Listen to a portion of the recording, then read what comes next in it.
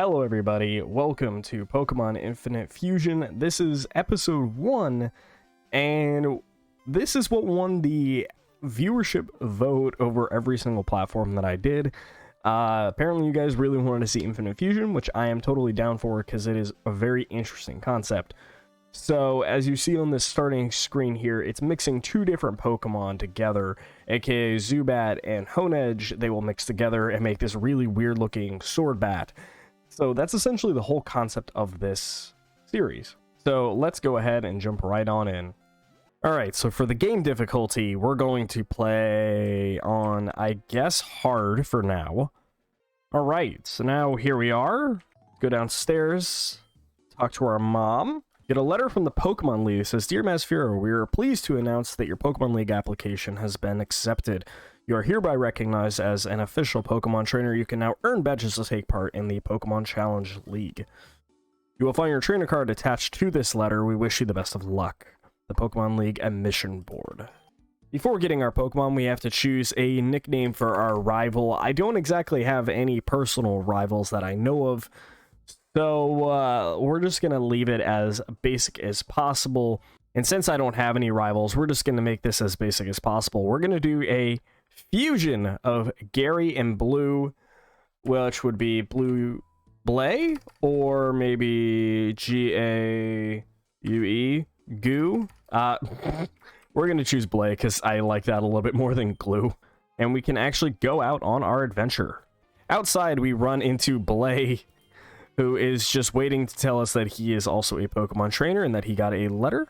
He also has to brag that his grandfather is the scientist in charge of the Pokemon, just like in the original games. So let's head to the professor's office and see if that's where we have to pick our Pokemon up. I do not see Gary here. Can we still grab a Pokemon? No. Okay, so this seems like it is very similar to the original games. So starting from the left to right, we're going to check this out. Contains Bulbasaur. Do I want to choose Bulbasaur? No, we do not like Bulbasaur. Charmander. Charmander is one of my favorites. He really is. Or Squirtle.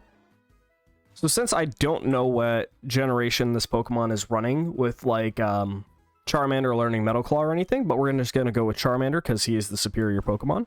And yeah, now that we got Charmander, I believe our rival is going to choose Squirtle, just like in every other game. But we need to get a nickname for our Charmander.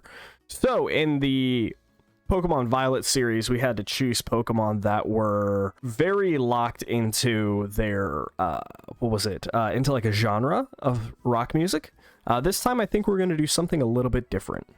Okay, so for this series, we're actually going to name our Pokemon after foods, because I can't think of anything that's actually funny or not. So we're just going to go with various typical things. We'll name Charmander Carrot for the time being. And yeah, I think Carrot's a pretty good choice. So he's going to get one of the TNA splicers. Uh-oh. Our rival gets a fusion Pokemon that we do not get. Oh no, so he gets a Bulbasaur and a Squirtle fusion. So let's see what the Bulbasaur Squirtle fusion looks like from Blay. Squirtsaur, oh geez. That thing is so good looking. Alright, so let's, oh wow, we only get Scratch or Growl. Are we gonna lose this? So we're gonna start with Scratch. That does more. So Growl will weaken his attack if he only has Tackle. So let's do a couple of Growls, lower his attack bonus. That way we can go in with the Scratch. Alright, so we've lowered his attack a couple. He's also going to use Growl. This is less than ideal. He's still doing more than us. Ever so slightly. Oh, and he gets a crit. Ooh, that's unfortunate. So Blay does win with the Squirtsaur. So just like in the other games, we have to pick up a parcel at the Viridian Market for the Professor. So let us head our way all the way over to Viridian, and if there's anything interesting on the way up, I will be sure to let you guys know. Okay, so I don't know if this is a trainer, but it does not appear to be. Oh, she is a trainer. Okay, so we actually get to battle our first actual trainer that's not Blay. So this trainer just has a normal Pokemon, it seems, but it is level 5. And it looks like we're going to lose this battle fairly easily as well, because our Pokemon is just not strong. All right, after a little bit of brief leveling, we're going to go on train and take on this trainer again. I did find an Oranberry in that Pokeball that was over to our left. So let's go ahead and give this a try against this Pidgey with Carrot once more. So after one scratch, we'll do more damage than that Tackle. Tackle does a little bit more, less, but we gave Carrot the Oranberry, so he's going to be able to heal, and we're going to be able to take this Pidgey out in just a couple more scratches, as long as he does not crit. And Pidgey goes down, giving us Carrot up to level 7 and letting him learn Ember.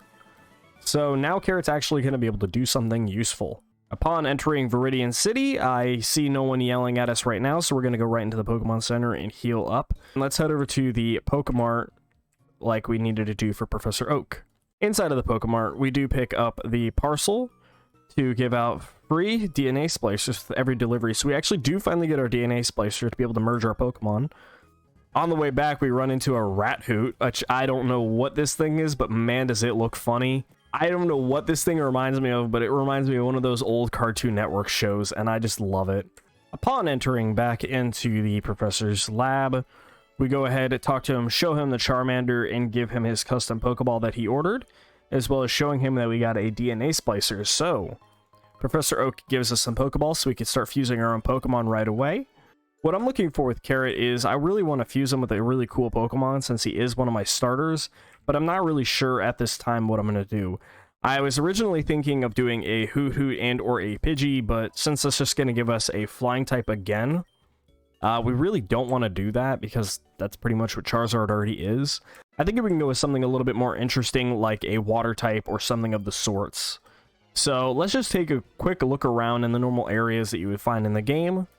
This guy is a Speargy, which is a Spearow and a Pidgey, which is just a normal flying with a normal flying. So beating the guy with the Speargy gives me another Pokeball, but let's see, what is this? Ooh, and a Pecha Berry to cure some poison. Cool. I do want to see what's in this grass and see if possibly we get something good. Nidoran is a good Pokemon, but I would prefer the male version as it does learn Double Kick. So not being able to find a Mankey, I do end up finding a male Nidoran, which is good enough for me because since I know that he can learn Double Kick at some point. So I'm definitely going to go for the male Nidoran here because he will help us out with rock and possibly any real rock types for the time being. So we're going to go ahead and catch the Nidoran, and we're actually going to name it another type of food, much like Carrot.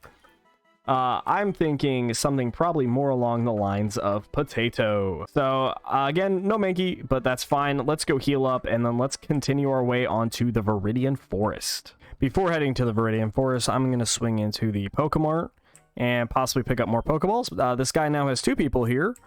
Oh, you could buy a DNA slicer. So you have to buy DNA slicers instead per. That's interesting. I am interested in what this guy sells, though. He sells ground gems and bug gems.